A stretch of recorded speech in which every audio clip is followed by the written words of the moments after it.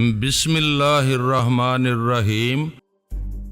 اس دنیا کو کوئی بھروسہ نہیں کہ کب کس کو کیا بنا دے، اور تمہارا اپنا بھی کچھ بھروسہ نہیں۔ تم پل پل رخ بدلنے والی ہوا ہو، کبھی تھی اب نہیں رہی۔ وہ دھیمے لہجے میں بولی، میں نے دیکھا اس کی آنکھوں میں دھواں سا پھیلا ہوا تھا۔ تم مجھے اس زمانے کے پس منظر میں مت دیکھو جب ہماری نئی نئی شناسائی ہوئی تھی۔ اس کے بعد سے اب تک بڑے انقلابات گزرے ہیں، بڑے تغیرات کا سامنا رہا ہے، ان گنت تجربات کا زہر پیا ہے میں نے۔ میرے اعمال کے پشتارے میں زیادہ نیکیاں نہیں ہیں، مگر پھر بھی میرا من پہلے سے زیادہ اجلا اجلا سا ہو گیا ہے۔ میں بہت الجھے ہوئے لوگوں میں رہی ہوں، لیکن خود بہت سلجھ گئی ہوں۔ مجھے معلوم ہو گیا ہے کہ انسان خود کتنا ہی خود غرض، کتنا ہی چلاک اور کتنا ہی موقع پرست کیوں نہ بن جائے، لیکن دنیا میں اس کا ایک آدھ دوست ضرور ہونا چاہیے۔ بالکل تنہا رہ کر مضبوط سے مضبوط انسان بھی دنیا میں زندگی نہیں گزار سکتا۔ چنانچہ میں نے تمہیں اور آفاق کو اپنے ایسے دوست شمار کرنا شروع کر دیا ہے جو حاصل حیات ہوتے ہیں۔ آفاق اس وقت بل پر دستخط کرنے کے لیے اکاؤنٹنٹ کے کاؤنٹر پر رک چکا تھا، اور ستارہ میرے شانہ بشانہ چل رہی تھی۔ وہ اتنی دھیمی آواز میں بات کر رہی تھی کہ میرے دوسرے ہاتھ پر اگر آفاق موجود بھی ہوتا تو شاید سن نہ پاتا۔ ہم اس وقت لابی میں سے گزر رہے تھے۔ لابی میں کئی ملکی اور کئی غیر ملکی افراد صوفوں پر بیٹھے ہوئے تھے۔ کوئی ٹی وی دیکھ رہا تھا، کوئی اخبار پڑھ رہا تھا، اور کوئی یوں ہی فارغ بیٹھا جمائیاں لے رہا تھا۔ ستارہ کو دیکھ کر کئی پاکستانی مرد اور عورتیں چونکتی نظر آئیں۔ اس کا مطلب تھا 3-4 فلموں کی ریلیز کے بعد ہی اس کا چہرہ لوگوں کے لیے ایک جانا پہچانا چہرہ بن چکا تھا۔ 9-10 سال کی ایک بچی تو اسے دیکھ کر کچھ زیادہ ہی اشتیاق سے اپنی ماں سے سرگوشی میں کچھ کہنے لگی۔ ہم اس دوران لابی عبور کر کے شیشے کے دروازے تک پہنچ چکے تھے۔ سنیے مس، دفتن ایک باریک سی آواز سن کر میں اور ستارہ رک گئے۔ وہی 9-10 سال کی بچی ہمارے پیچھے کھڑی تھی جسے ہم ایک لمحہ پہلے اپنی ماں سے سرگوشی کرتے دیکھ چکے تھے۔ آپ مشہور فلم سٹار مس ستارہ ہیں نا؟ بچی نے شرمیلے سے لہجے میں پوچھا۔ مشہور تو معلوم نہیں میں ہوں یا نہیں ہوں، لیکن میں فلم سٹار ستارہ ضرور ہوں۔ ستارہ نے جھک کر پیار سے بچی کا گال تھپ تھپاتے ہوئے کہا، ہمیں آٹوگراف دے دیجئے پلیز۔ بچی نے آٹوگراف بک اس کی طرف بڑھائی۔ کیا آپ آٹوگراف بک ہر وقت ساتھ رکھتی ہیں؟ ستارہ نے آٹوگراف بک اور پین اس کے ہاتھ سے لیتے ہوئے مسکرا کر پوچھا۔ ہر وقت تو نہیں، بچی نے بول پن امیز سنجیدگی سے جواب دیا، لیکن جب میں اس ہوٹل میں آتی ہوں تو آٹوگراف بک ضرور ساتھ لاتی ہوں، کیونکہ یہاں ہمیشہ ہی کوئی نہ کوئی مشہور شخصیت نظر آ جاتی ہے۔ بہت خوب، ستارہ نے گویا بچی کی متانت اور ذہانت کی داد دی۔ پھر اس نے انگریزی میں آٹوگراف بک میں ایک جملہ لکھا جس کا مفہوم یہی تھا کہ ہر چمکتی ہوئی چیز سونا نہیں ہوتی۔ اس جملے کے نیچے دستخط کر کے اس نے آٹوگراف بک بچی کو واپس کر دی، اور وہ شکریہ ادا کر کے مسرور انداز میں دوڑتی ہوئی اپنی ماں کے پاس پہنچ گئی۔ اس دوران آفاق بھی بل کا معاملہ نپٹا کر ہمارے قریب پہنچ چکا تھا۔ ہم تینوں باہر آ گئے۔ ستارہ کا ڈرائیور گاڑی لے کر دروازے پر پہنچ چکا تھا۔ آج ستارہ کی اپنی گاڑی میں بیٹھنے کی نوبت ہی نہیں آ رہی تھی۔ ڈرائیور گاڑی لیے گویا ہمارے پیچھے پیچھے پھر رہا تھا۔ میں نے اس وقت بھی ستارہ کا اس کی اپنی گاڑی میں جانا مناسب نہیں سمجھا۔ تم ہمارے ساتھ ہی چلو تو اچھا ہے، میں نے کہا۔ میں تمہیں تمہارے گھر ڈراپ کر دوں گا، اپنے ڈرائیور سے کہہ دو کہ گاڑی ہماری گاڑی کے پیچھے ہی لے آئے۔ ستارہ نے اپنے ڈرائیور کو یہی ہدایت دی اور میرے ساتھ گاڑی میں آ بیٹھی۔ آفاق وہیں رکتے ہوئے بولا، اندر میرا ایک دوست مل گیا ہے، میں کچھ دیر اس کے ساتھ گپ شپ کرنے کے بعد گھر جاؤں گا۔ ویسے بھی آپ دونوں گلبرگ جا رہے ہیں جبکہ مجھے سمنا آباد جانا ہے۔ وہ اپنی گاڑی اسٹوڈیو ہی میں چھوڑ آیا تھا۔ ہم نے اسے خدا حافظ کہا اور روانہ ہو گئے۔ راستے میں میں نے کہا، ستارہ تمہیں آٹوگراف بک میں انگریزی لکھتے دیکھ کر مجھے بڑی خوشگوار سی حیرت ہوئی۔ زمانے نے تمہیں واقعی بہت کچھ سکھا دیا ہے، اور میں تمہیں دیکھ دیکھ کر حیران ہوتی ہوں۔ وہ میری طرف دیکھتے ہوئے مسکرائی۔ تم بھی واقعی بہت کم مدت میں بڑی زبردست چیز بن گئے ہو۔ ویسے خود پرستی سے قطع نظر میرا خیال تو یہی ہے ہے کہ ہم میں سیکھنے کی صلاحیت تھی، اس لیے زمانے نے ہمیں اتنا کچھ سکھا دیا۔ جن میں سیکھنے کی صلاحیت نہ ہو انہیں زمانہ بھی کچھ نہیں سکھا سکتا۔ بس یہی کچھ سوچتے سوچتے اپنے بارے میں تکبر میں مبتلا نہ ہو جانا، ورنہ وہیں سے زوال شروع ہو جائے گا۔ میں نے مربیانہ لہجے میں کہا، میں ضرورتاً کبھی کبھی متکبر نظر آتی ہوں، لیکن صرف ظاہری طور پر اندر سے میں بڑی انکسار پرست لڑکی ہوں۔ وہ سیٹ کے پشتے سے سر ٹکا کر بالوں میں انگلیاں پھیرتے ہوئے بولی۔ وہ جب اپنے بالوں میں انگلیاں پھیرتی تھی تو اس کے وجود سے امٹتی ہوئی خوشبو کچھ اور گہری ہو جاتی تھی۔ اتنے وثوق سے اپنے بارے میں کچھ مت کہو، میں نے دھیمے لہجے میں کہا۔ میں اور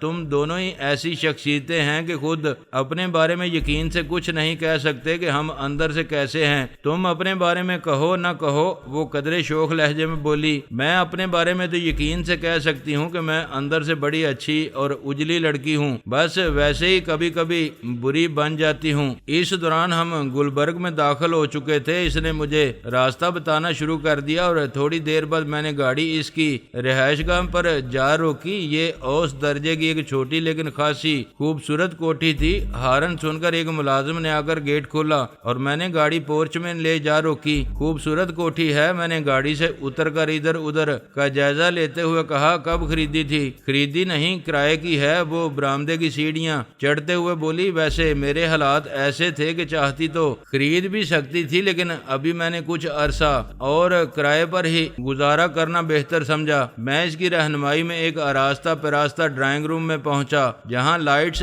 اس طرح فٹ کی گئی تھیں کہ اس کی دیواروں سے پھوٹتی ہوئی محسوس ہو رہی تھیں۔ کمرے میں خوابناک سی خوشبو پھیلی ہوئی تھی۔ تمہارا ذوق بہت اچھا ہے، میں نے کمرے کا جائزہ لیتے ہوئے کہا۔ بس سب کچھ زمانے سے سیکھا ہے۔ وہ اپنا ہینڈ بیگ ایک مخملی صوفے پر پھینکتے ہوئے بولی۔ میں بھی بیٹھ چکا تو اس نے کہا، تمہیں ایک مزے کی بات بتاؤں؟ یہی کوٹھی ایک فلم سٹار خرید کر مجھے تحفتاً پیش کرنے کے لیے تیار تھا۔ شرط کیا تھی؟ میں نے سرسری سے لہجے میں پوچھا۔ کوئی خاص نہیں، صرف یہ کہ میں اس کی آئندہ فلموں میں کام ضرور کروں گی۔ ستارہ صوفے پر نیم دراز ہوتے ہوئے بولی، ویسے اپنی مرضی سے خواہ میں اس کی 5 کے بجائے 10 فلموں میں کام کر لیتی اور طے شدہ معاوضے کے علاوہ اور کچھ نہ لیتی، لیکن اس بات کو جب اس نے شرط کے طور پر رکھ دیا تو سخت برا لگا اور میں نے فوراً انکار کر دیا۔ میں مشروط طور پر کام نہیں کر سکتی، خواہ اس میں میرا کتنا ہی فائدہ ہو۔ میری طبیعت بڑی آزادی پسند ہے۔ میں نے ہولے سے ہنکارا بھرا اور بغور اس کا جائزہ لیتے ہوئے اس کی غزالی آنکھیں مخمور سی نظر آ رہی تھیں اور اس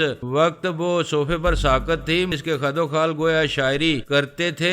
بلا شبہ وہ اب بھی ایک سحر زدہ کر دینے والی لڑکی تھی۔ اس کے ساتھ ساتھ اس کا باطن بھی عجیب اور حیران کن تھا۔ دفعتاً اس نے پہلو بدلا اور مجھے یوں لگا جیسے حسن و جلال کے کسی مجسمے نے ہلکورا سا لیا ہو۔ میرے ذہن میں دھواں سا بھر رہا تھا۔ وہ گویا میرے اندر کے تغیر و تبدل سے آگاہ مگر انجان بنی ایک زہد شکن مسکراہٹ کے ساتھ بات جاری رکھتے ہوئے بولی، ایک اور فلم ساز نے اسے اس سے بھی بڑی آفر کی تھی۔ قیمت کوٹھی تحفتاً دینا چاہی تھی، مگر اس کا مسئلہ بھی یہی تھا، اس نے بھی ایک شرط رکھ دی تھی۔ کیا؟ میں نے سرگوشی نما لہجے میں پوچھا۔ کہ وہ مہینے میں 3-4 مرتبہ میرے ہاں آیا کرے گا۔ عجیب سے انداز میں مسکرا رہی تھی۔ وہ بات جاری رکھتے ہوئے بولی، اس فلم ساز کی یہ بات کچھ ایسی انوکھی بھی نہیں تھی۔ ایکٹریسوں کا دولت مندوں سے یہ سلسلہ ہوتا ہے۔ میں بھی پارسا چیز تو ہوں نہیں، بازار حسن میں بھی رہی ہوں اور پہلے بھی میرا ماضی کچھ ایسا قابل رشک نہیں رہا، تم تو جانتے ہی ہو۔ لیکن میں نے اس شخص کو کھڑے پیروں گھر سے نکال دیا، اور اگر میں اس کے مقابلے میں کمزور نہ ہوتی تو شاید میں اس کے منہ پر تمانچے بھی مارتی۔ اتنی برہمی؟ میں نے مسکراتے ہوئے کہا۔ یہ بات بھی کیا صرف مشروط ہونے کی وجہ سے تمہیں ناگوار گزری تھی؟ ہاں، دوسری وجہ یہ تھی کہ وہ شخص مجھے ذرا بھی اچھا نہیں لگا تھا۔ جو لوگ مجھے پہلی ہی نظر میں برے لگیں وہ اگر مجھے کوئی فائدہ بھی پہنچانا چاہیں تو شاید مجھے قبول نہ ہو۔ اگر وہ شخص پہلے مجھے دوست بنانے اور رفتہ رفتہ مراسم کو اپنی مطلوبہ نہج پر لانے کی کوشش کرتا تب بھی مجھے اتنا برا نہ لگتا، لیکن اس نے جس طرح دو ٹوک انداز میں بات کی اس سے وہ مجھے اور بھی زہر لگا، جیسے میں کوئی بہت ہی سستی قسم کی بکاؤ چیز ہوں۔ گویا بزنس میں بھی تمہاری ذاتی پسند شامل رہتی ہے۔ میں نے تصدیق چاہی۔ بے شک، بلکہ اگر ذاتی پسند غالب آ جائے تو میں بزنس کو پسے پشت ڈال سکتی ہوں۔ اس کی مخمور نگاہوں کا تبسم کچھ اور گہرا ہو گیا۔ شو بزنس کے لوگوں کے لیے تو یہ کوئی اچھی عادت نہیں ہے، میں نے کہا۔ میں تمہیں اپنی تمام تر عادتوں کے ساتھ ہی شو بزنس میں کامیاب ہو کر دکھاؤں گی، خواہ وہ عادتیں اچھی ہیں یا بری۔ وہ نہایت پر یقین لہجے میں بولی۔ کامیاب تو تم ہو ہی چکی ہو، میں نے گہری سنجیدگی سے کہا۔ اتنی کامیابیاں تمہیں حاصل ہو چکی ہیں، اتنے کم عرصے میں اتنی کامیابیاں آج تک کسی نئی آنے والی لڑکی کو نصیب نہیں ہوئی۔ یہی کتنی حیرت کی بات ہے، تم ابھی سے اپنی پسند کی اور اپنی ناپسند کے لوگوں کی فلمیں ہی سائن کر رہی ہو، ورنہ ابتدا میں کسی کو فلمیں مل جائیں تو وہ خوشی سے پاگل ہو جائے اور دڑا دڑ سائن کرنے لگے، انتخاب پسند بننے کا خیال بھی نہ آئے کسی کو۔ کافی عرصہ بعد زمانے کی خواہشوں کے مطابق چلی ہوں، کچھ عرصے اپنی مرضی کے مطابق جیوں گی۔ وہ صوفے پر ہی لیٹتے ہوئے بڑی اسودہ سے لہجے میں بولی۔ دفعتاً دروازہ دھڑ سے کھلا اور ایک مجہول سا شخص لڑکھڑاتا ہوا اندر آ گیا۔ اس کے رخساروں کی ہڈیاں ابری ہوئی اور آنکھیں حلقوں میں دنسی ہوئی تھیں، شیب بے تحاشا بڑی ہوئی تھی، بال بکھرے ہوئے تھے، اس کے نیم با ہونٹوں سے رال بہ رہی تھی۔ ایک ہاتھ میں وہ وہسکی کی اد بری بوتل اٹھائے ہوئے تھا اور اسے دنیا میں سب سے زیادہ فکر گویا اسی بوتل کی تھی، کیونکہ وہ اسے اپنے سینے سے لگانے کی کوشش کرتا تھا۔ اس کی آمد سے کمرے میں پھیلی ہوئی خوابناک سی خوشبو وہسکی کی بو سے مجروح ہونے لگی۔ وہ خاصا معمر آدمی تھا، اس کے جسم پر بہترین کپڑے کا شلوار سوٹ تھا، مگر میلی اور شکنوں سے اس کی حالت تباہ تھی۔ وہ دھندلی دھندلی آنکھوں سے یوں کمرے کا جائزہ لینے کی کوشش کر رہا تھا جیسے اسے دیکھنے میں بہت دقت پیش آ رہی ہو۔ ستارہ یکلخت اٹھ بیٹھی اور غصیلے لہجے میں بولی، بابا میں نے کتنی مرتبہ آپ کو منع کیا ہے کہ صرف اپنے کمرے میں رہا کریں، کسی دوسرے کمرے میں مت آیا کریں، اور اگر آنا بہت ضروری ہو تو دستک دے کر اجازت لے کر آیا کریں۔ بوڑھے نے آنکھیں پھاڑ پھاڑ کر ستارہ کی طرف دیکھا، گویا پہچاننے کی کوشش کر رہا ہو۔ بالآخر اپنی کوشش میں کامیاب ہو ہی گیا اور معذرت خواہانہ لہجے میں بولا، معاف کرنا ستارہ بیٹی، میں اپنے کمرے کا رستہ بھول گیا تھا۔ اسے ایک زوردار ہچکی آئی جس سے اس کا نحیف و نزاج جسم کانپ کر رہ گیا۔ پھر وہ واپسی کے لیے مڑ گیا۔ جاتے وقت وہ حتی الامکان محتاط انداز میں دروازہ بند کرنا نہیں بھولا تھا، لیکن ستارہ نے اسے گویا ناکافی سمجھتے ہوئے اٹھ کر دروازہ مقفل بھی کر دیا۔ ایک بار پھر میرے مقابل صوفے پر بیٹھتے ہوئے وہ بالوں میں انگلیاں پھیرتے ہوئے مخمور سے انداز میں مسکرا رہی تھی، مگر اب اس کی مسکراہٹ میں تھکن بھی شامل تھی۔ میں دم بخود بیٹھا تھا، مجھے ابھی تک یقین نہیں آ رہا تھا کہ چند لمحے پہلے میں نے جس مجہول اور نحیف و نزار شخص کو دیکھا تھا وہ ستارہ کا باپ تھا، جس کی دہشت سے میں کسی زمانے میں لرزہ بر اندام رہا کرتا تھا جب ستارہ لالی ہوا کرتی تھی اور خانہ بدوشوں والے خیمے میں رہتی تھی، اور میں وقت کے دامن سے چند حسین ساعتیں چرا کر اس سے ملنے جایا کرتا تھا تو اس کے باپ کی آمد کے ڈر سے میرا دل بے تحاشا دھڑکتا رہتا تھا۔ اس زمانے میں وہ کیسا گرانڈیل اور دہشت ناک سا ہوا کرتا تھا، اب محض ایک قابل رحم ڈھانچہ تھا۔ جب انسان پر منشیات غالب آ جاتی ہے تو وہ تصویر عبرت بن جاتا ہے، یہ بات سبھی کو معلوم ہے، اور عبرت کی یہ تصویریں سبھی نے جا بجا دیکھی ہوتی ہیں۔ اس کے باوجود بہت سے انسان کسی نہ کسی طرح منشیات کے چنگل میں پھنس ہی جاتے ہیں۔ میں جب بھی کسی ایسے آدمی کو دیکھتا تھا مجھے اس پر بے حد رحم آتا تھا۔ بعض اوقات نشے کے مارے ہوئے لوگ ایسی حرکتیں بھی کر رہے ہوتے ہیں جن پر رحم کے بجائے غصہ آنا چاہیے، لیکن اگر میں کوئی ایسا منظر بھی دیکھ لیتا تب بھی میرے پوری کوشش یہی ہوتی تھی کہ وہ شخص جو پہلے ہی اپنے آپ سے بیگانہ ہے میرے غصے کا نشانہ نہ بنے۔ کمرے میں چند لمحے بوجھل سی خاموشی طاری رہی، پھر میں نے کہا، تمہارے بابا کو دیکھ کر افسوس ہوا، پہلے مجھے بھی ہوتا تھا۔ وہ ایک بار پھر صوفے پر نیم دراز ہوتے ہوئے بے پرواہی سے بولی، لیکن اب نہیں ہوتا۔ انسان چاہے تو اپنے آپ کو فریب دینے کے لیے کسی بھی بات کا کوئی بھی جواز گڑ سکتا ہے۔ میں نے بھی گڑ لیا ہے کہ بابا کم از کم اس لحاظ سے تو خوش قسمت ہے کہ وہ اس دنیا میں اپنی مرضی کی زندگی بسر کر رہا ہے، اچھا یا برا، جو بھی چاہتا ہے وہی کھاتا یا پیتا ہے، جیسا اس کا دل چاہتا ہے ویسا ہی لباس پہنتا ہے۔ مقصد یہ کہ انتخاب کا حق اس کے پاس ہے، کوئی ایسے مجبور نہیں کرتا کہ فلاں کام کرے یا فلاں کام نہ کرے۔ نشے بھی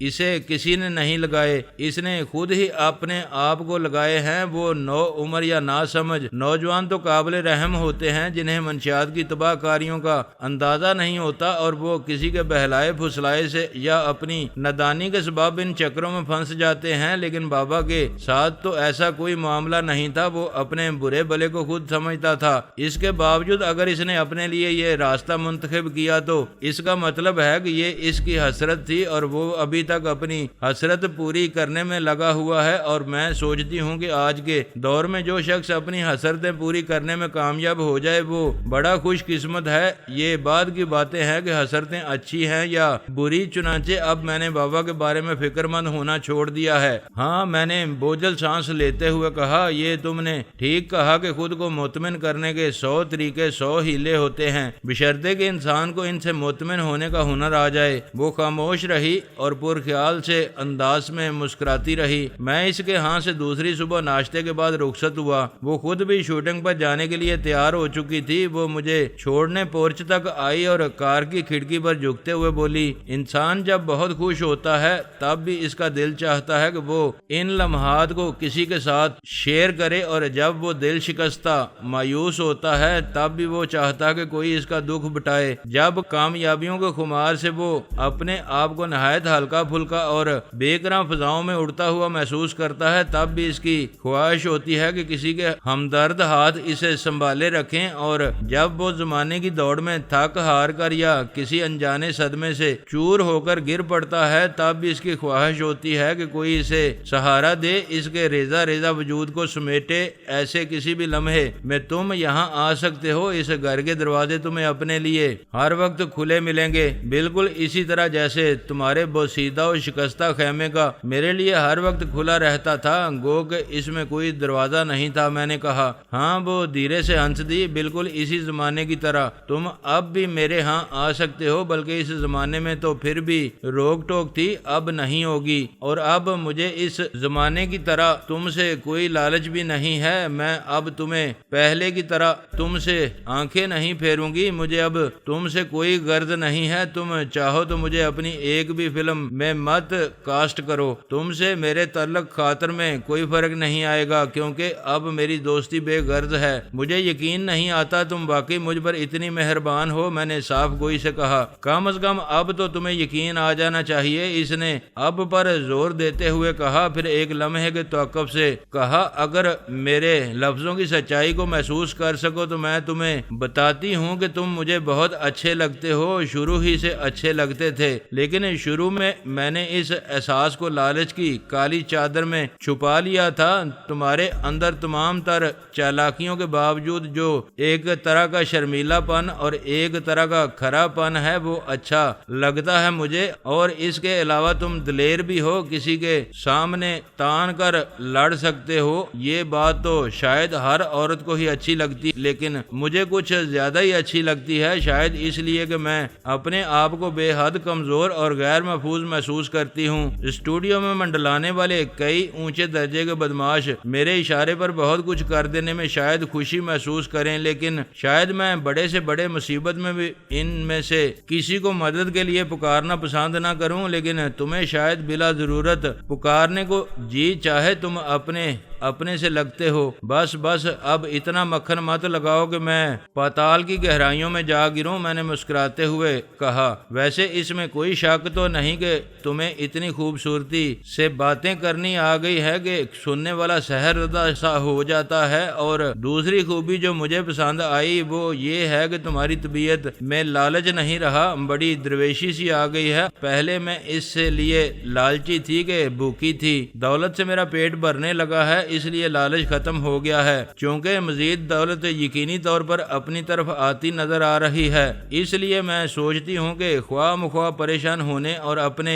کھرے جذبوں کو کچلنے کی کیا ضرورت ہے، لیکن میرا خیال تو یہ ہے کہ دولت سے کبھی پیٹ نہیں بھرتا۔ انسان ایک مرحلہ سر کر لیتا ہے تو پھر اس سے اونچے خواب دیکھنے لگتا ہے، اور پھر اس سے اونچے، اور پھر یہ سلسلہ کبھی ختم نہیں ہوتا۔ اگر یہ بات نہ ہوتی تو دنیا میں اس وقت بے شمار دولت دولت مند ہیں جن کے پاس دولت ان کی ضرورت سے کئی ہزار گنا زیادہ ہے، وہ سب آرام سے بیٹھ جاتے، مگر وہ سب مزید کمانے میں لگے ہوئے ہیں، اپنے کاروبار کو زیادہ سے زیادہ پھیلانے کی فکر میں لگے رہتے ہیں۔ ہاں، اس نے ایک گہری سانس لی۔ میں نے کسی ناول یا افسانے میں اس کی توجیہ پڑھی تھی اور وہ مجھے بہت اچھی لگی تھی کہ انسان کی تمام خواہشات پوری ہو جانے کے بعد ایک وقت ایسا آتا ہے جب دولت کمانا انسان کے لیے محض ایک دلچسپ مشغلہ رہ جاتا ہے۔ جس طرح شطرنج کے کھلاڑی خوب دماغ لڑا کر بساط پر مہروں کو آگے پیچھے کھسکاتے ہوئے محظوظ ہوتے ہیں، اسی طرح دولت مندوں کے لیے کاروبار کی بساط پر لاکھوں کروڑوں کی رقمیں ادھر سے ادھر کرتے رہنا بھی ایک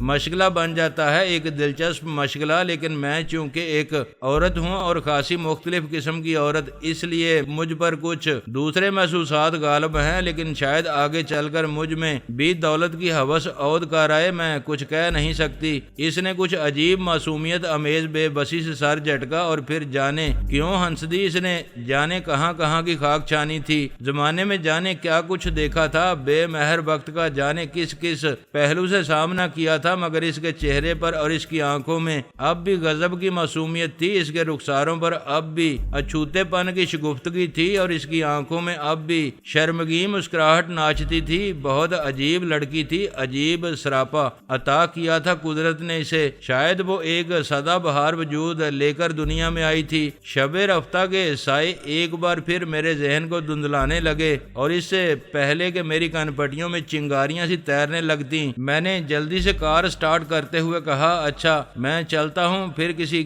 خوش قسمت لمحے میں تم سے ملاقات ہوگی۔ سچی بات یہ تھی کہ میں اس لڑکی سے خوف سا محسوس کرنے لگا تھا، کیونکہ ایک انجانی سی کشش مجھے اس کی طرف کھینچ رہی تھی۔ میں بالکل اسی طرح جذبات کی تمام تر شدتوں سے اس کی طرف نہیں بڑھنا چاہتا تھا جس طرح کبھی نو عمری اور مفلسی کے دور میں بڑھتا تھا۔ اس قسم کا جذباتی مد و جزر اب مجھے اپنے لیے پرخطر محسوس ہوتا تھا۔ میں چاہتا تھا کہ میری ذات کے سمندر کی تہوں میں خواہ کتنے ہی طوفان پلتے رہیں، لیکن سطح بالکل پرسکون رہے، کوئی صحیح طور پر نہ جان سکے کہ میں کیا چاہتا ہوں، کیا سوچتا ہوں، کوئی میری کمزوری نہ بن سکے، کوئی مجھے کھلونا نہ بنا سکے اور کوئی مجھے جذباتی دھچکا نہ پہنچا سکے۔ گو مجھے یقین تھا ستارہ کی باتوں میں اب میرے لیے خلوص اور سچائی کی خوشبو ہے، وہ واقعی مجھ سے متاثر ہے اور جس طرح مجھ پر مہربان ہے اس طرح کسی اور پر نہیں ہو سکتی۔ اس کے باوجود میں اس کی زلف گرا گیر کا اسیر نہیں ہونا چاہتا تھا۔ میں نہیں چاہتا تھا کہ اس سے میرے دل کا کوئی ایسا تعلق استوار ہو جائے کہ کل کلاں کو جب وہ مجھ سے دور کہیں جائے تو میں اپنے دل میں کوئی گاؤ محسوس کروں۔ میں شاید اب کوئی گاؤ برداشت نہیں کر سکتا تھا، دل زیادہ سے زیادہ کسی کسک یا کسی میٹھی خلش کا متحمل ہو سکتا تھا، بات قوت برداشت کی بھی نہیں تھی۔ بات صرف اتنی تھی کہ اگر میں چاہت اور محرومی کے کسی صدمے سے بے حال ہو کر دل تھام کر بیٹھ جاتا تو مجھے اپنا وجود نہایت ہی بیکار اور بے مصرف محسوس ہوتا، جبکہ میں اپنی زندگی کے لیے بڑے اور اونچے مقاصد کا تعین کر چکا تھا اور ان کی تکمیل کے بعد ہی اس دنیا سے رخصت ہونا چاہتا تھا۔ میری پنجابی فلم کی شوٹنگ شروع ہوئی تو اس کے ساتھ ہی عجیب و غریب واقعات کا ایک سلسلہ بھی شروع ہو گیا۔ پہلی شوٹنگ سے ایک روز قبل آفاق نے مجھے فون کیا، سر کل سے شوٹنگ شروع ہو رہی ہے، اس موقع پر اگر تھوڑی دیر کے لیے آپ بھی آ جائیں تو اچھا رہے گا۔ بھائی میرا وہاں کیا کام، میں نے دھیمے لہجے میں کہا۔ بطور فلم ساز آپ کی فلمی دنیا اور وہاں کے معمولات سے تھوڑا بہت آشنا بھی ہونا چاہیے نا، وہ خوشگوار لہجے میں بولا۔ شوٹنگ کس نوعیت کی ہے اور کہاں ہوگی، میں نے معمولی دلچسپی سے پوچھا۔ ستارہ پر چند شاٹ پکچرائز کرنے کا پروگرام ہے، اسی حصے کے چند شاٹس ہیں جب ستارہ شکار پر جاتی ہے اور چند ڈاکوؤں سے اس کی مڈبھیڑ ہوتی ہے۔ مار داڑ کے مندر کا کچھ حصہ شوٹ ہو جائے تو بہت اچھا ہے، آفاق بولا، لیکن یہ مندر تو کہانی میں کافی آگے جا کر آتا ہے اور تم شوٹنگ یہاں سے شروع کر رہے ہو، میں نے قدرے حیرت سے کہا۔ پھر جواب کا انتظار کیے بغیر میں نے خود ہی کہا، اوہ میں سمجھ گیا، تمہیں جس سے ڈیٹس ملی ہوئی ہیں اور جس حساب سے تمہیں لوکیشنز میسر آتی جائیں گی اسی حساب سے تم شوٹنگ کا شیڈول بناتے جاؤ گے۔ اداکاروں کو ایک دوسرے کی ڈیٹس کے مطابق ایک دوسرے کے ساتھ ایڈجسٹ کرنا پڑتا ہوگا۔ آپ بالکل ٹھیک سمجھے سر، آفاق طویل سانس لے کر بولا۔ یہی کام مجھے سب سے مشکل لگتا ہے، میری کوشش ہوتی ہے کہ کسی اداکار سے ملی ہوئی ایک بھی ڈیٹ ضائع نہ ہو، اس لیے میں ترتیب کی پرواہ کیے بغیر شوٹنگ کرتا چلا جاتا ہوں۔ ترتیب کی پرواہ تو شاید ہی کوئی ڈائریکٹر کرتا ہو، لیکن میں تو بعض اوقات بالکل الٹا بھی چال پڑتا ہوں۔ کسی سین کے آخری شاٹس پہلے پکچرائز کر لیتا ہوں اور شروع کے شاٹس بعد میں۔ اس سے اداکاری کا معیار متاثر نہیں ہوتا؟ میں نے دلچسپی سے پوچھا۔